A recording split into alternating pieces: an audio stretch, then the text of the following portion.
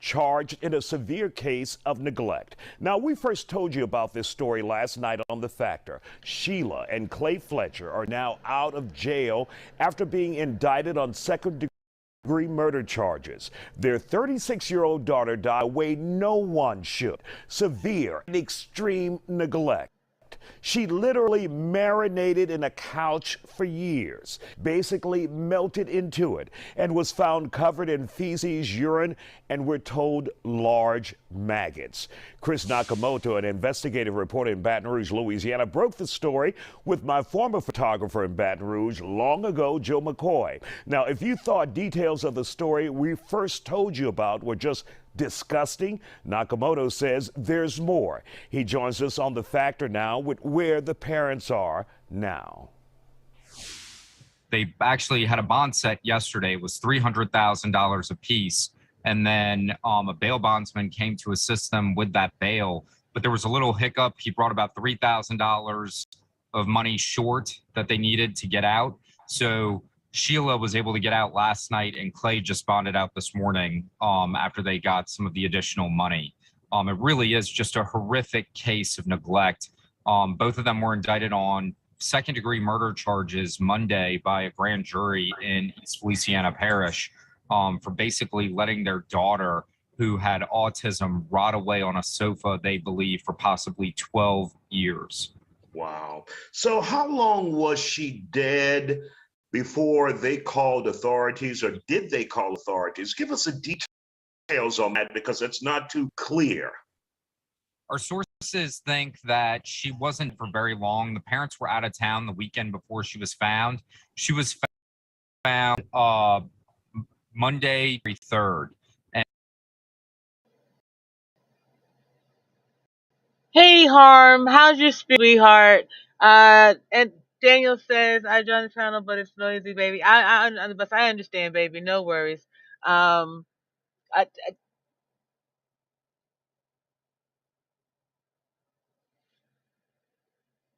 May of this year, Lord Father. Okay, okay, okay. We gonna, okay, okay.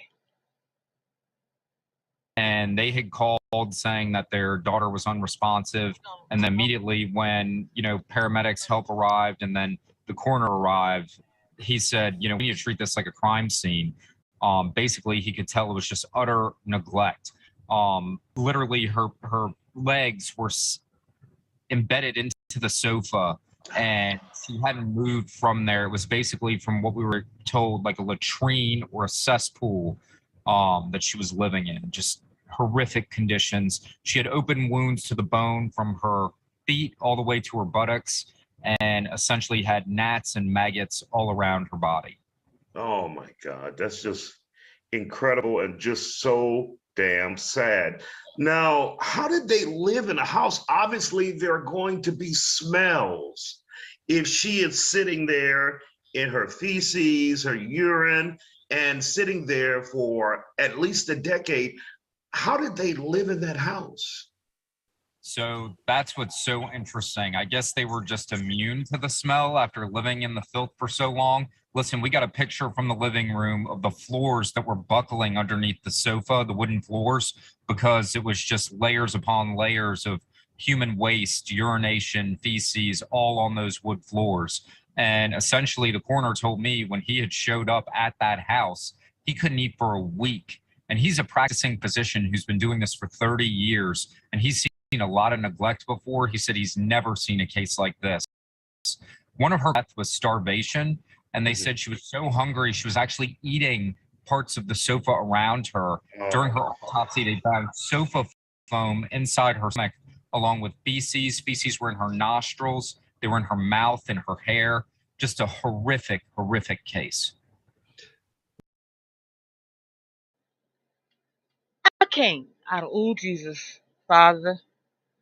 Oh, Lord, y'all work with me. It's a Thursday night. Last Thursday night, I went off to the point where apparently I was saying a whole bunch of MFers, and the cauliflower man down the way decided that he wanted to come over here and question me about what I was doing, and I told him I was working. So y'all, please, whew, Give me a moment. Let me just breathe here. And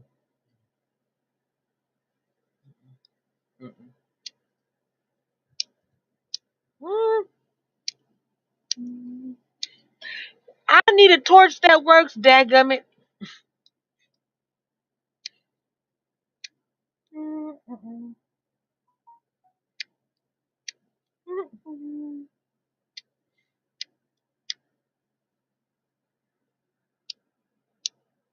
It's not that. It's really the wind, and I need to do a better job yet right now. I'm frustrated, irritated. This is some bullshit. This is some bullshit.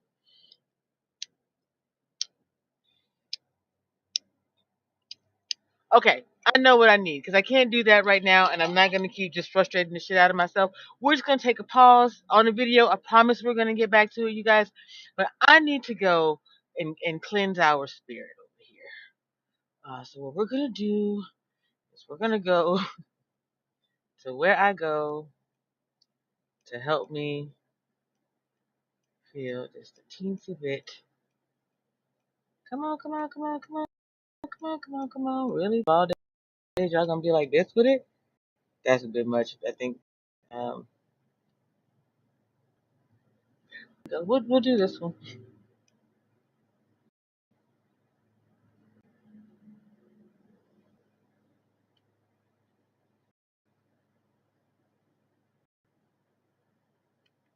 No, I don't think your emoji was cauliflower man, babe.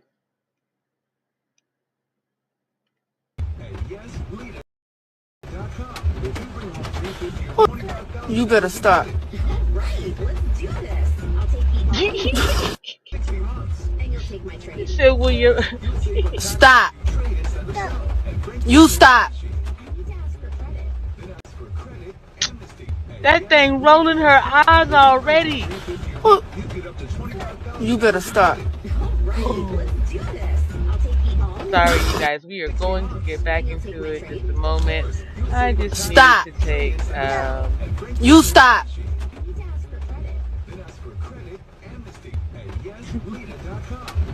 Okay. Sorry, y'all. Let's see if we can find one more. Oh, hey! Shout out to Austin Ward. That's a classmate of mine. Doing great things out in the Hosky, North Carolina. So if you're out in the Durham, North Carolina, the Hosky area, check him out. I believe it's called Papa Julius. He's doing big things, and I appreciate it. No, I'm trying to give John John and Deja his video. You won't let me finish it because you're not going to sleep. No, I'm trying to do these videos, sir. You should have. I'm trying to do the video. You should be asleep because it's past your bedtime. I'm trying to do the videos because I'm doing over here and you're in the way. You in the way. You leave me alone. You leave me alone. You leave me alone, bro. You leave me alone. I'm trying to do this videos. You leave me alone, bro. Don't hit me. Hit me again. Hit me again, bro. Hit me again, bro. Huh, what? Say it again. Hit me. What? What? Stop. Okay. No. Okay, I'm trying okay. I'm better. Whew. Whew, how's your spirit? Y'all spirit good? Okay, we can get back to listening. Now we can focus again. That was a bit much for me. So I appreciate y'all for bearing with me while I got through that little pause for the cause. So we're gonna get back into this. Once again, you all, fair use. Here we go. Have mercy. What do we know about these damn parents? Who are they? So what did they do for a living? I mean, just who are these people? They lived a normal life. The neighbors say they would see them come and go. They were always the church-going type, as they have them, always in. The mother worked for a prosecutor in the city of Zachary, which is probably about 15 minutes from where they live. And not really clear what the dad did.